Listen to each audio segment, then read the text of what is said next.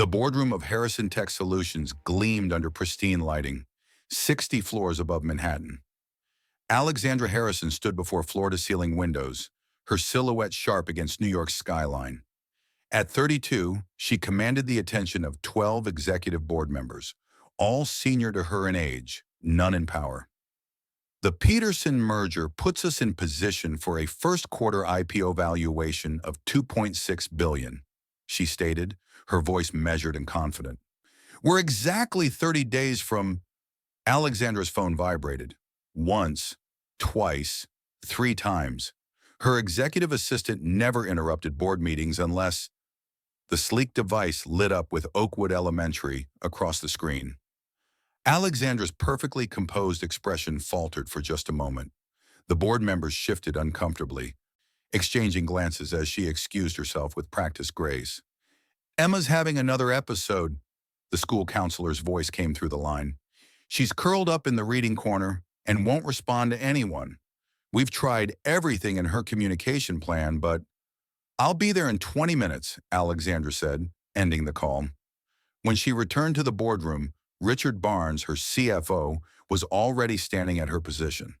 At 45, his salt and pepper hair and Brooks Brothers suit projected the image of leadership many thought more fitting than her own. I've got this, Alex, he offered with a smile that didn't reach his eyes. Family first, right? We all understand.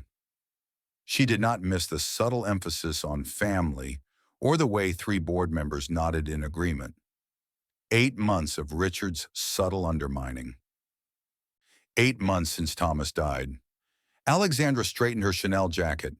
The meeting will resume tomorrow at 9 a.m. Please review the prospectus before then.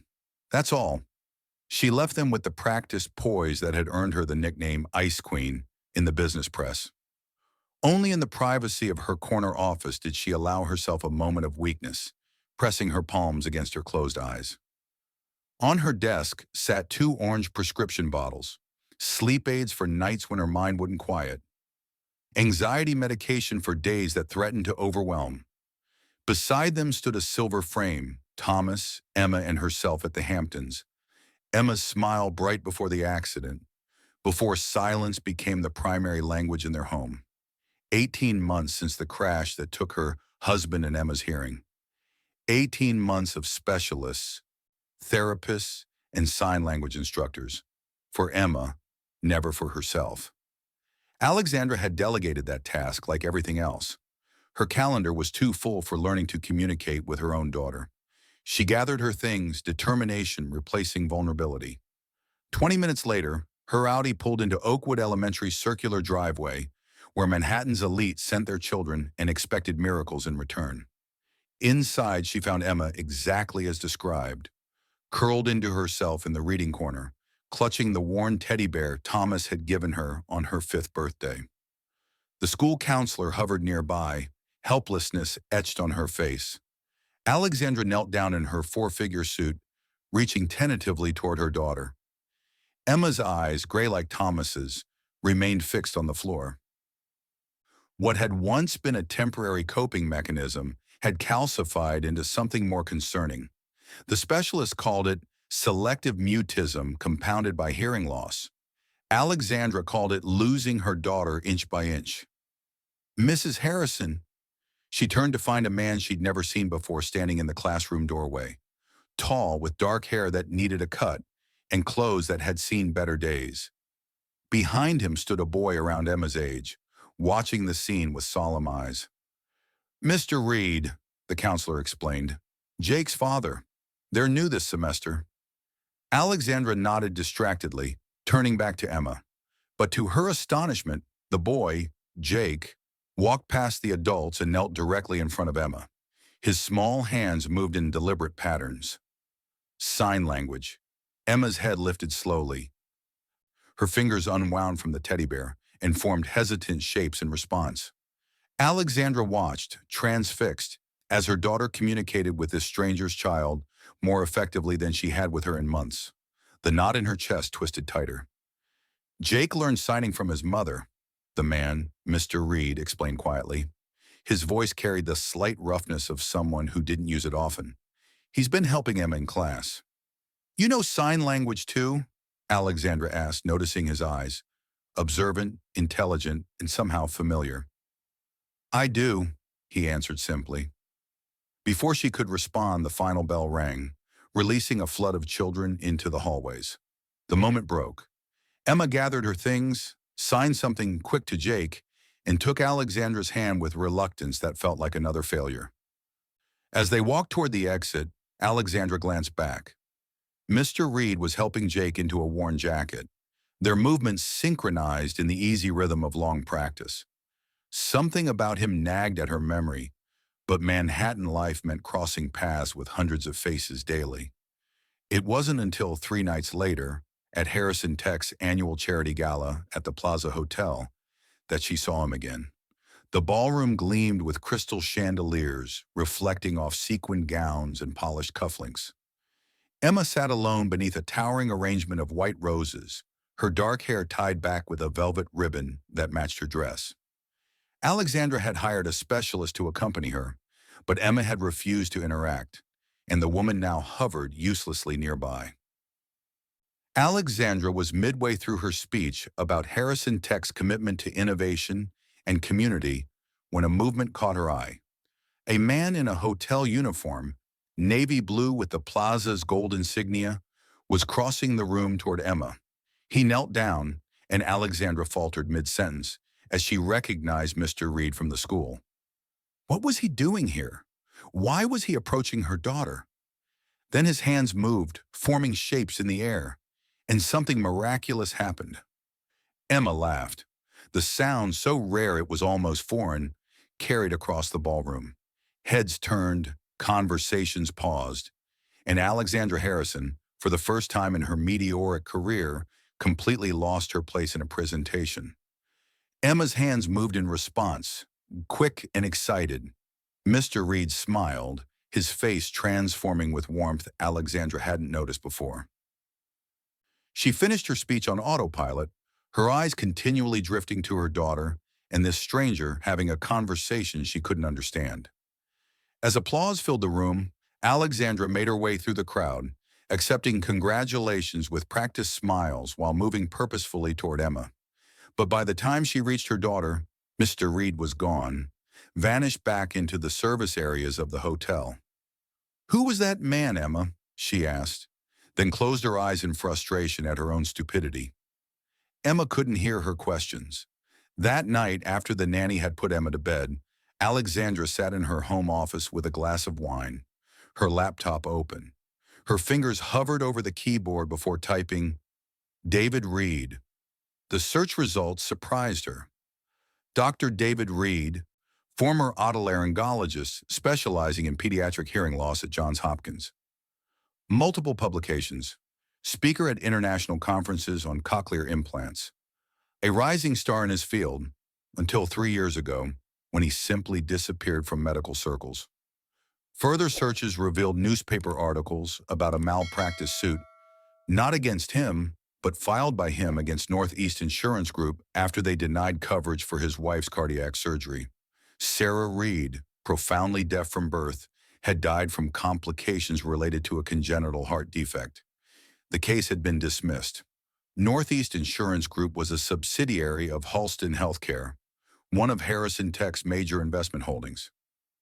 Alexandra leaned back, pieces clicking into place. The brilliant doctor now worked as a janitor at the Plaza Hotel. And somehow, in the strange geometry of fate, his son and her daughter had found each other. She closed her laptop, a decision forming in her mind. The next day, Alexandra waited outside the hotel staff entrance.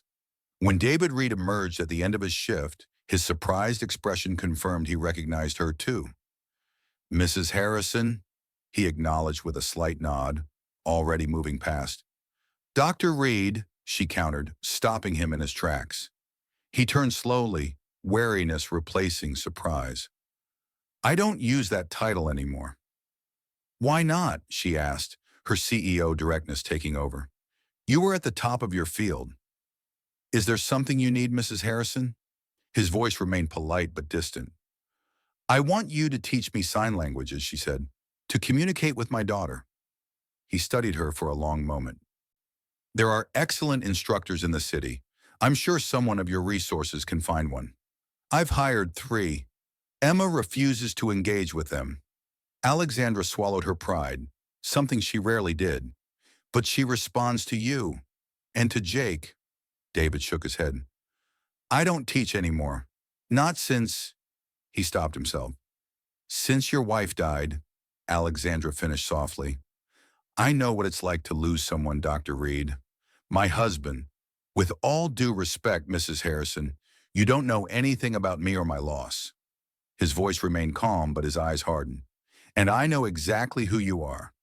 Harrison Tech holds a controlling interest in Halston Healthcare, which owns Northeast Insurance, the company that denied my wife's surgery.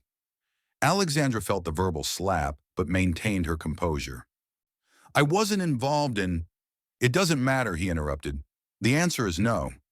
He walked away, leaving Alexandra Harrison, a woman unaccustomed to being denied anything, standing alone on a New York sidewalk.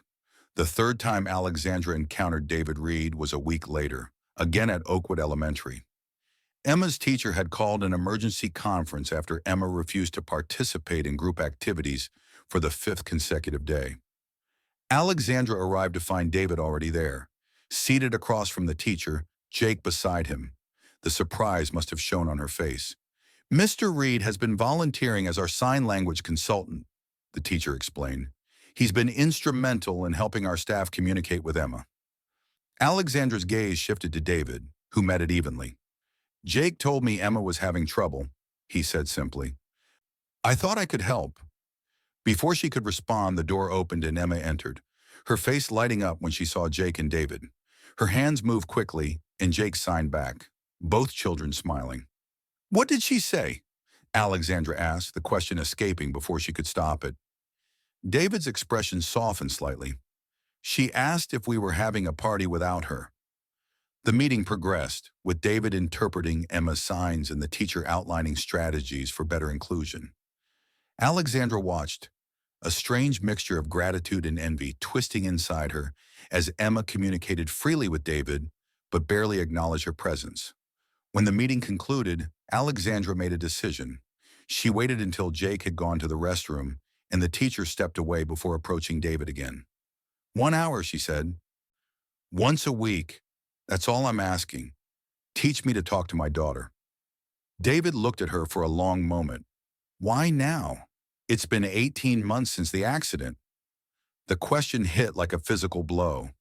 Alexandra could have cited her demanding schedule, the IPO preparations, the 1,000 responsibilities of running a tech empire. Instead, she gave him the truth. Because I'm losing her, she admitted, her voice barely above a whisper. And I don't know how to stop it. Something in David's expression shifted. He sighed deeply, running a hand through his hair. Not for money, he said finally. And not just you. Emma learns too. We do this together. Relief flooded through her. Thank you. Don't thank me yet, Mrs. Harrison. Learning to sign is hard work. It's not something you can delegate or expedite. Alexandra, she corrected him. If we're doing this, you should call me Alexandra. Alexandra, he repeated, the name sounding different in his voice. We start tomorrow, 6 p.m., your office. Their first lesson took place in Harrison Tech's main conference room, where billion-dollar decisions were made daily. Alexandra had cleared her evening schedule, something Richard had noted with raised eyebrows and thinly veiled disapproval. David arrived precisely on time, Jake at his side. The boy carried a backpack almost as big as himself. I hope you don't mind, David said, nodding toward Jake. My sitter canceled. Alexandra shook her head, watching as Emma tentatively approached Jake. The children's hands began moving immediately, their faces animated in silent conversation. What are they saying? She asked. Jake's telling her about a book he's reading. Something about dragons. David set a notebook on the conference table. Shall we begin? The lesson started with basic greetings. Alexandra's fingers felt clumsy and uncooperative, accustomed to typing emails and signing contracts, not forming the fluid shapes David demonstrated with ease. You're too tense, he observed after her third failed attempt at Good evening. I excel at everything I attempt, she said, frustration evident in her voice. I built a tech company from the ground up. I can learn this. This isn't a corporate acquisition, Alexandra. It's a language. It requires patience. She tried again, her movements still stiff. From across the room, Emma watched, her expression unreadable. Then unexpectedly, she approached and stood beside David. Her small hands demonstrated the sign, slower and more exaggerated than his. Alexandra followed the movement, and this time Emma nodded in approval. She's a good teacher, David said quietly. She gets that from her father, Alexandra replied, a small smile touching her lips as she repeated the sign, this time correctly. The lesson continued, David introducing basic vocabulary while the children played nearby. Alexandra noticed how different Emma seemed in Jake's company. Animated, engaged, almost like the child she'd been before the accident. How did you learn to sign? Alexandra asked during a break, curiosity overcoming professionalism. David's expression closed slightly. My wife was deaf from birth. I learned when we met in college. I'm sorry about what happened to her, Alexandra said carefully. It wasn't right. No, it wasn't. His voice was even, but his eyes held years of pain. Sarah needed a specialized cardiac procedure. Northeast Insurance claimed it was experimental, despite years of clinical success. By the time we navigated the appeals process, he trailed off, but the ending was clear. Alexandra felt a chill, knowing Harrison Tech's investment policies had likely contributed to such decisions. Profit over people. It had never seemed cruel until she saw its effects personified in the man before her. What made you stop practicing medicine? She asked. David was quiet for so long she thought he might not answer. When you can't save the person who matters most, it's hard to believe you deserve to save anyone else. The vulnerability in his admission caught her off guard. Alexandra was accustomed to corporate masks, to people hiding weakness at all costs. David Reed's honesty was disarming. Before she could respond, Jake approached, tugging his father's sleeve. Dad, can Emma come to our silent squad meeting at school tomorrow? I told her about how we're teaching other kids to sign. David translated the question for Alexandra, who blinked in surprise. Silent squad? A club Jake started, David explained with obvious pride. He teaches basic signing to other children. It's quite popular. Alexandra looked at Emma's hopeful expression and felt something shift inside her, a realization that her daughter had found connection while she wasn't looking. Of course she can go, she said, directing her words to Emma while attempting to sign them simultaneously. Her execution was imperfect, but Emma's smile was worth the embarrassment. As the lesson concluded and David prepared to leave, Alexandra found herself reluctant to see them go. These 2 hours had been the most genuine human interaction she'd had in months. Same time next week, she confirmed. David nodded. Practice what you learned today. 10 minutes each night minimum. This isn't something you can cram for. I understand. As they left, Alexandra noticed Emma holding Jake's hand, their fingers intertwined with the easy comfort of true friendship. When was the last time she had seen her daughter reach for anyone's hand? The weeks that followed established a new rhythm in Alexandra's life. Board meetings and investment calls still filled her days, but Wednesday evenings became sacred, reserved for signing lessons with David, Emma, and Jake. Richard's disapproval grew more obvious. The Jackson deal needs your attention, he argued one Wednesday afternoon.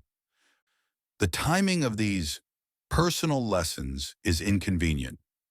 The Jackson deal can wait until morning, Alexandra replied, gathering her things. Emma can't. Something flickered across Richard's face. Calculation, not concern. The board is noticing, Alex. Questions are being raised about your commitment. My commitment? She turned, eyebrow raised. I've increased quarterly profits by 32%. The IPO valuation has exceeded projections. What exactly is in question? Your focus, Richard said smoothly. First the extended leave after Thomas's death, now these regular disappearances. People talk. Let them, Alexandra said, stepping past him. My family is not negotiable. Family. The word felt strange on her tongue. For months after losing Thomas, she and Emma had been two separate islands of grief, connected by name but little else. Now something was changing. Tentatively, they were reaching toward each other. The signing lessons expanded from basic vocabulary to conversation. Alexandra practiced diligently, sometimes catching herself signing along to her thoughts during meetings. One evening, after Emma had gone to bed, she found herself signing her quarterly projections alone in her office. Numbers and growth estimates translated into fluid hand movements. She laughed at herself, a sound so rare in these rooms that it seemed to echo. During their fifth lesson, David brought a surprise, a children's book with signing illustrations alongside the text. For bedtime reading, he explained, both of you together. That night, Alexandra sat on the edge of Emma's bed. The book opened between them. Her signing was still imperfect, but Emma watched with patient attention, occasionally correcting her movements with gentle touches. When Alexandra signed, "I love you," at the story's conclusion, Emma's eyes filled with tears. She launched herself into her mother's arms, the first spontaneous hug since before the accident. Alexandra held her tightly, her own vision blurring as something broken began to heal. At Harrison Tech, Alexandra initiated a new project, a communication app designed specifically for deaf children and their families. When she presented the concept to her development team, Richard was the first to object. "Our focus is enterprise solutions, not niche accessibility tools," he argued. "The market is too small to justify the investment." "There are approximately 70 million deaf people worldwide," Alexandra countered. "That's not niche. That's underserved." "This isn't like you, Alex," Richard said later in her office, his tone confidential. "Personal projects rarely align with shareholder interests." "Perhaps I'm evolving, Richard. Perhaps Harrison Tech should too." As the IPO date approached, Alexandra found herself questioning priorities she'd once considered immutable. The company had been her life's focus, her identity wrapped in its success. Now, Emma's smile when they signed together seemed a greater achievement than any valuation. David noticed the change in her. During their eighth lesson, as the children worked together on a signing project across the room, he commented on her more relaxed demeanor. "You're different," he observed. "Less robotic?" she suggested with a small smile. "I was going to say guarded." Alexandra considered this. "I spent years building walls to succeed in this industry. Protection became habit. And now?" She looked at Emma, animated and happy with Jake. "Now I'm learning that some walls keep out the wrong things." Their conversation was interrupted by Jake, who bounced over excitedly. "Dad, Emma's school is having a talent show next month. The Silent Squad wants to perform a song in sign language. Can you help us practice?" The enthusiasm in Jake's eyes was contagious. David translated for Alexandra, who immediately noticed Emma's hopeful expression. "Of course we'll help," Alexandra said, surprising herself with the "we." When had she and David become a "we" in any context? As the lesson ended, Alexandra made an impulsive decision. "Would you and Jake stay for dinner? We could practice more signing in a different setting." David hesitated, surprise evident in his expression. "I wouldn't want to impose." "Please," she said, then signed the word, watching his face soften at the gesture. "All right," he agreed. "Thank you." Dinner in Alexandra's Central Park West penthouse revealed new dimensions to each of them. Alexandra, who rarely cooked, ordered from her regular Italian delivery service. David, it turned out, was an excellent judge of wine. The children chatted in their silent language while the adults discovered common ground beyond Emma's needs. "You went to Cornell?" Alexandra asked, surprised. "Medical school," David confirmed. "You?" "MBA. We probably crossed paths without knowing it." "I doubt that," he said with a slight smile. "I spent most of my time in libraries." "You strike me as someone who was already running student organizations and launching startups." "Guilty," she admitted. "Thomas used to say I networked in my sleep." It was the first time she'd mentioned her late husband so casually, without the weight of grief closing her throat. The realization was startling. "Thomas sounds like he understood you well," David observed. "He did." Alexandra swirled her wine thoughtfully. "He was the creative balance to my strategic mind, an architect who saw beauty where I saw function." "Sarah was like that," David said quietly. "She taught art to deaf children. She saw the world in colors I never noticed until she pointed them out." Their eyes met in shared understanding, the unique bond of those who have loved and lost. Something shifted between them, a wall lowering. As dinner concluded and David prepared to leave, Alexandra found herself lingering at the door. "I'm glad you stayed," she said. "So am I," he replied, his eyes holding hers for a moment longer than necessary. After they left, Alexandra stood at her living room window, looking out over the city lights. For the first time in 18 months, her apartment felt emptier than usual. The morning of Harrison Tech's board meeting dawned bright and clear, sunlight streaming through the glass walls of the conference room where Alexandra stood reviewing her presentation. In 24 hours, the company would file its IPO paperwork, the culmination of years of work, positioned to make her one of the youngest female billionaires in the tech industry. It should have been her singular focus. Instead, her thoughts kept drifting to Emma's upcoming performance with the Silent Squad and the strange, unexpected warmth that had entered her life through Wednesday evening lessons. The boardroom doors opened as Richard entered, impeccably dressed and carrying a leather portfolio. "Ready for the big show?" he asked, his smile not quite reaching his eyes. "Always," Alexandra replied, straightening her posture instinctively. "I wanted to give you a heads up," Richard continued, his voice lowered. "There's been discussion among some board members about your extracurricular project. The communication app? It's barely using resources." "It's not about resources, Alex. It's about perception. First the sign language lessons, now this app. Some feel you're allowing personal interest to influence company direction." Alexandra met his gaze directly. "And you've done nothing to correct this perception." Richard's smile tightened. "My responsibility is to shareholders. If your focus is shifting, they deserve to know." "My focus is exactly where it needs to be," she said evenly, "on Harrison Tech's future, all aspects of it." The subtle emphasis was not lost on Richard, whose ambition to become CEO had been transparent since Thomas's death. As board members filed in, Alexandra composed herself, compartmentalizing as she'd always done. The meeting progressed smoothly until the new initiatives portion of the agenda. "Before we continue," Richard interjected, "I think we should discuss the allocation of resources to the communication app project. Given our IPO timing, any diversion from our core business model creates unnecessary risk." Several board members nodded in agreement. Alexandra maintained her composure. "The accessibility market represents a significant untapped opportunity. This project positions us at the forefront of inclusive technology with minimal investment." "While I appreciate the sentiment," Richard countered, "sentiment doesn't drive shareholder value. We need to focus on proven revenue streams, not personal projects." The emphasis on personal was subtle but clear. Alexandra felt heat rising in her cheeks but kept her expression neutral.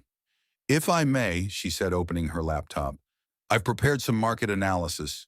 She presented research on accessibility technology, growth projections, competitive landscape, potential partnerships. Her preparation was flawless, as always, but she could see skepticism lingering in several faces. "There's another aspect to consider," Richard added when she finished. "Your time commitment to this project, along with your weekly engagements with the janitor from your daughter's school." The room went silent.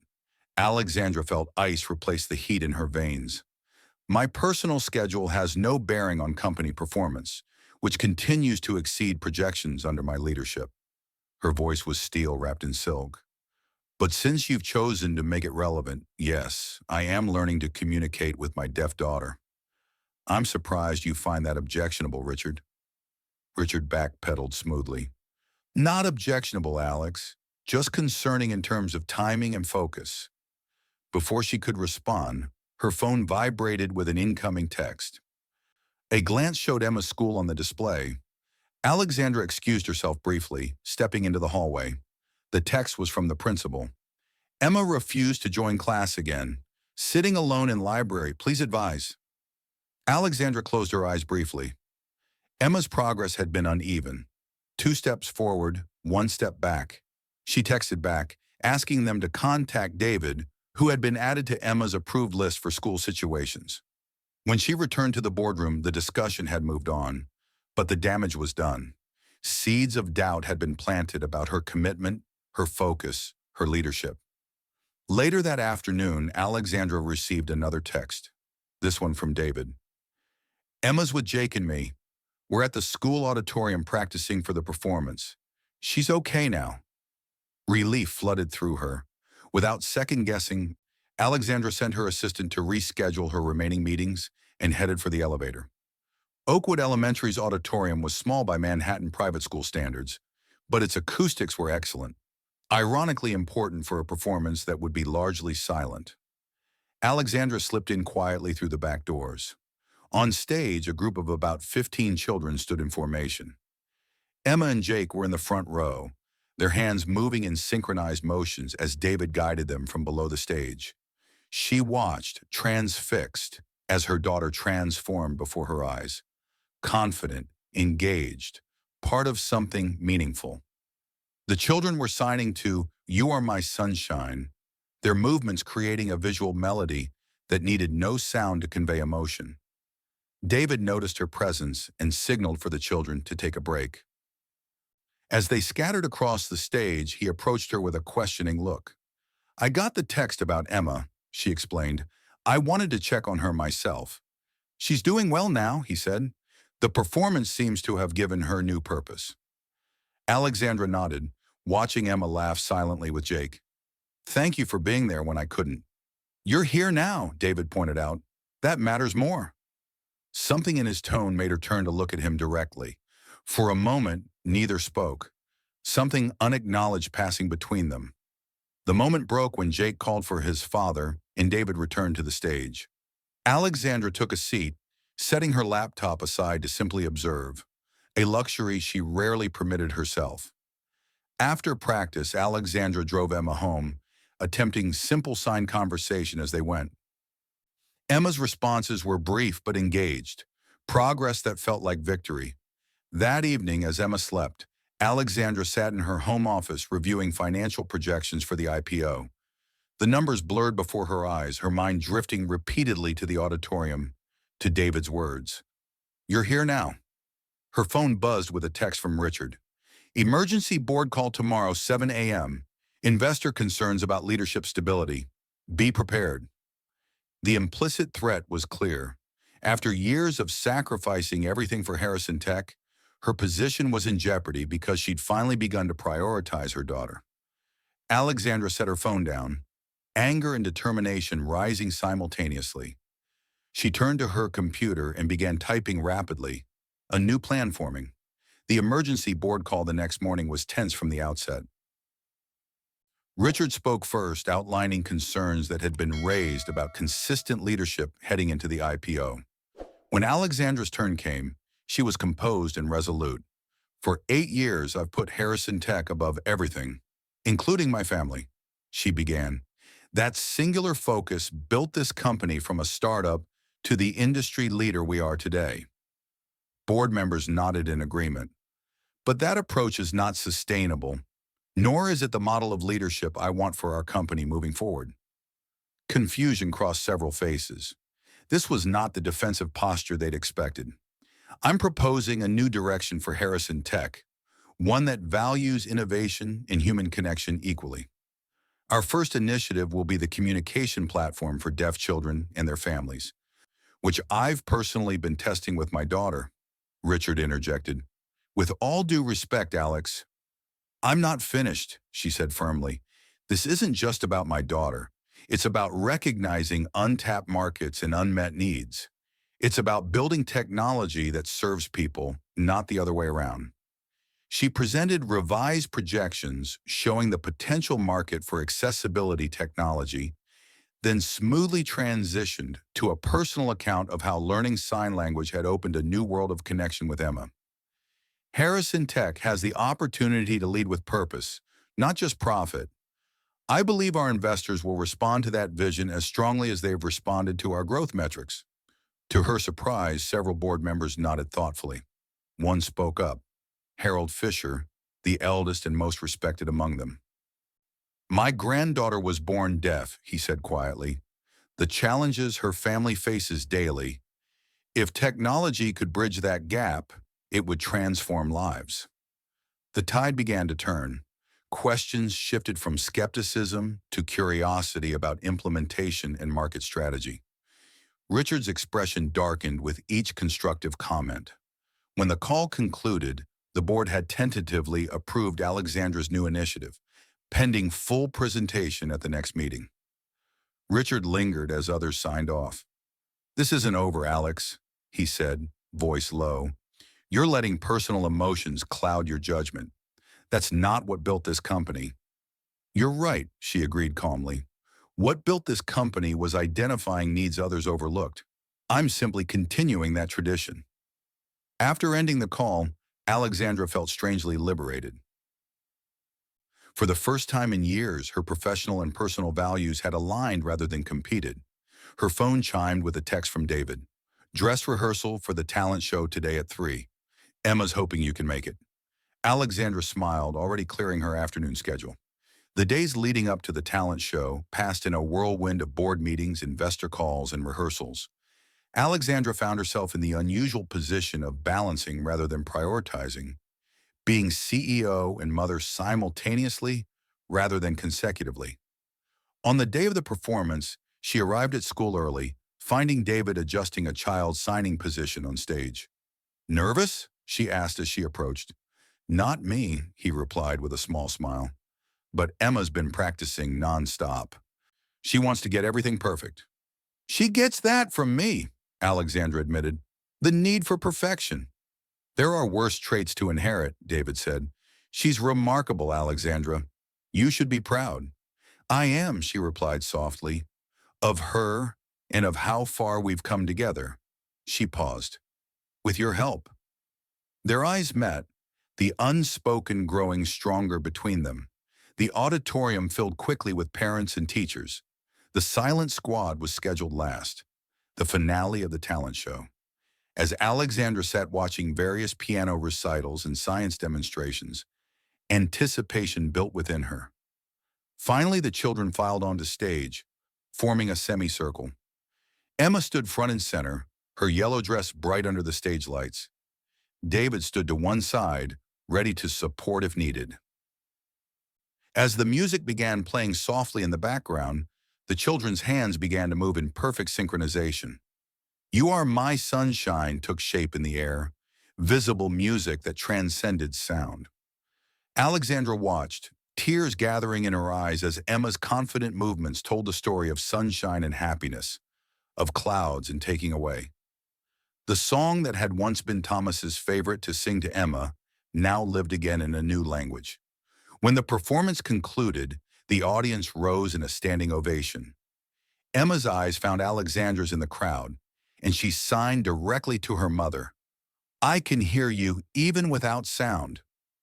The applause faded into background noise as Alexandra signed back. I love you always. Afterward, amid congratulations and photographs, Alexandra found herself standing beside David, watching their children accept praise from classmates and teachers. They're amazing together, she observed. They are, David agreed. They've helped each other heal. Not just them, Alexandra said quietly. David turned to face her fully. Alexandra, would you and Jake join us for dinner tonight? To celebrate? He studied her face for a long moment. Yes, he said simply. Dinner that evening was filled with animated conversation, mostly led by the children recounting every moment of their performance. Alexandra and David translated for each other when signing became too rapid to follow, their coordination comfortable and practiced. After Emma and Jake had gone to play in Emma's room, Alexandra and David stood on her penthouse balcony, the city lights spread before them like a reflection of the stars above.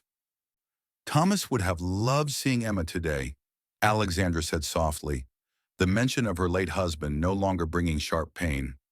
He always believed in the power of art to heal. David nodded. Sarah felt the same way. She used to say that when words fail, art speaks.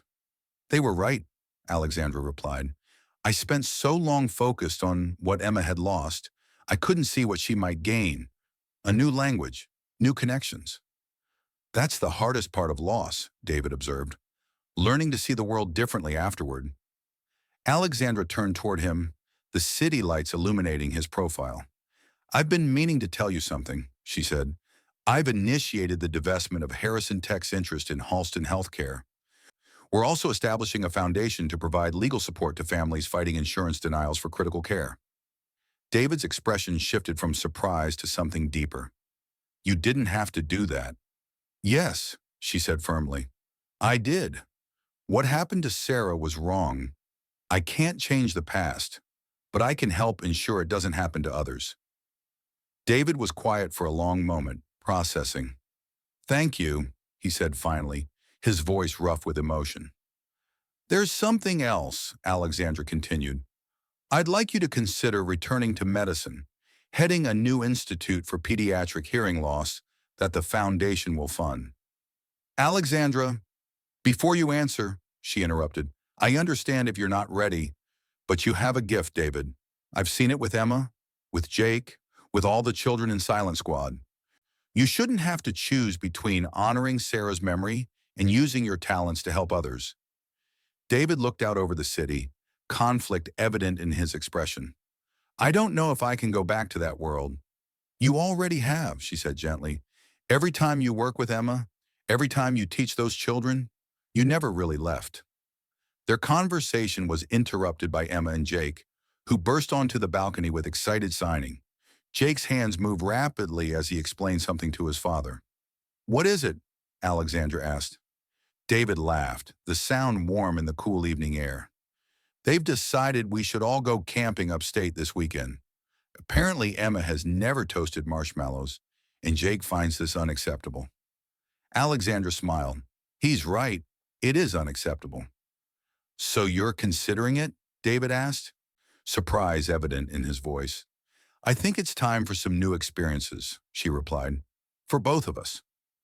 3 months later, Alexandra stood at a podium in Harrison Tech's main auditorium, addressing employees and press about the company's new direction following their successful IPO.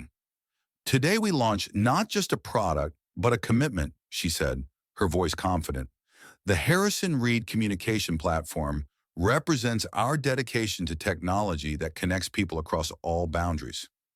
On stage beside her, David demonstrated the app's features, showing how it integrated sign language translation, visual alerts, and educational tools for families with deaf children. Emma and Jake sat in the front row, signing excitedly to each other as they watched their parents present together. When the presentation concluded to enthusiastic applause, Alexandra joined her daughter in the audience while David handled technical questions from the press. Emma signed to her mother, Dad looks happy up there. Alexandra smiled at the casual way Emma referred to David as Dad, a development from the past few weeks as their families had grown increasingly intertwined. That evening, the four of them had dinner at David and Jake's house, a modest but warm home in Brooklyn that had gradually accumulated traces of Alexandra and Emma's presence. A cashmere throw on the couch, Emma's art on the refrigerator, Alexandra's favorite tea in the cabinet. As the children cleared the table, a new responsibility they had been assigned, David took Alexandra's hand, leading her to the small backyard garden. I have something for you, he said, reaching into his pocket. Instead of a box, he pulled out a folded piece of paper. Opening it revealed a sketch. Alexandra and Emma signing to each other, their expressions captured in the detailed strokes that conveyed more than photographs ever could. It's beautiful, she whispered, tracing the lines with her fingertip. I started drawing again, David explained. After Sarah died, I couldn't. But recently, I found myself wanting to capture moments. This one seemed important. Alexandra looked up from the drawing to find David watching her intently. "There's something I want to ask you," he said, his voice steady despite the vulnerability in his eyes. "But first, I need to know if it's too soon for both of us." Alexandra understood immediately. They had both loved deeply before, both lost tragically. Whatever grew between them now existed alongside those earlier loves, not replacing them. "I don't think it's about time," she replied softly. "It's about recognizing when something right comes into your life, even if it arrives through unexpected circumstances." David smiled, relief and affection mingling in his expression. Before he could speak again, Jake and Emma burst into the garden, their timing impeccable in its imperfection. Both children stopped abruptly, noting the adults' linked hands and serious expressions. "Are we interrupting?" Jake signed, looking suspiciously between them. David and Alexandra exchanged glances, silent communication passing between them. Then David nodded, and they both knelt down to the children's level. "Actually," David signed and spoke simultaneously, "I was about to ask your mother a very important question." Emma's eyes widened as she looked between them. "But," David continued, "I think this question involves all of us."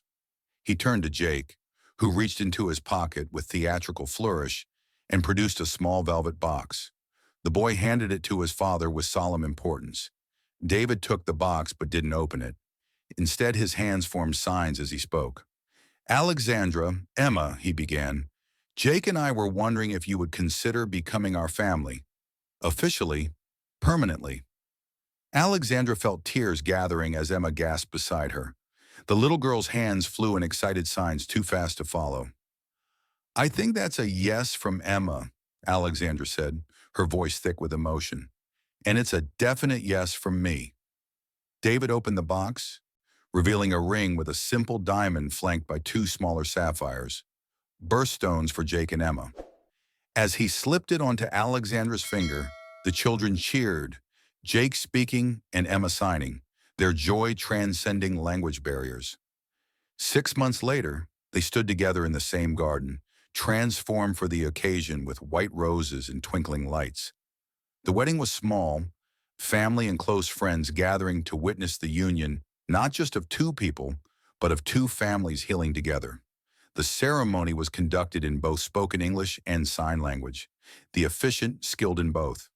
When it came time for vows, Alexandra and David faced each other, hands intertwined. Alexandra spoke and signed simultaneously, her skills now fluid and confident. "David, you gave me back my daughter by teaching me to listen with more than my ears. You showed me that success means nothing without connection. I promise to build a life with you where everyone is seen, everyone is heard, and everyone belongs." David's eyes shone as he responded in kind. "Alexandra, you taught me that grief doesn't have to be the end of the story, that it's possible to honor the past while embracing the future. I promise to walk beside you and our children, creating a family built on understanding, patience, and love." As they sealed their vows with a kiss, Emma and Jake stood beside them, hands joined in their own silent promise to be brother and sister, friends and family. Later, as evening deepened and stars appeared above the Brooklyn garden, Alexandra found herself watching David dance with Emma. Her daughter's feet balanced on his as they moved to music she couldn't hear, but clearly felt. Jake appeared at her side, offering his hand with a formal bow that made her laugh. "May I have this dance?" he asked, his young face serious. "I would be honored," she replied, allowing him to lead her in an enthusiastic, if slightly chaotic waltz. Across the garden, David caught her eye over Emma's head. His smile held all the words they'd spoken, and many they hadn't yet. Alexandra felt something settle in her chest, a certainty that had been missing for too long. They had all been broken in different ways. They had all lost something irreplaceable. But together, they had built something new. A family created not from obligation or circumstance, but from choice, understanding, and love that transcended words in any language. As the evening ended and the four of them stood together under the stars, Alexandra signed against David's chest, a private message between them. Thank you for saying hello that night. Thank you for seeing us. David kissed her forehead gently. Thank you for letting us stay. Around them, their children played in the garden, their laughter, silent and voiced, lighting up the darkness. And in that moment, surrounded by the family they had chosen and built together, they were finally completely home.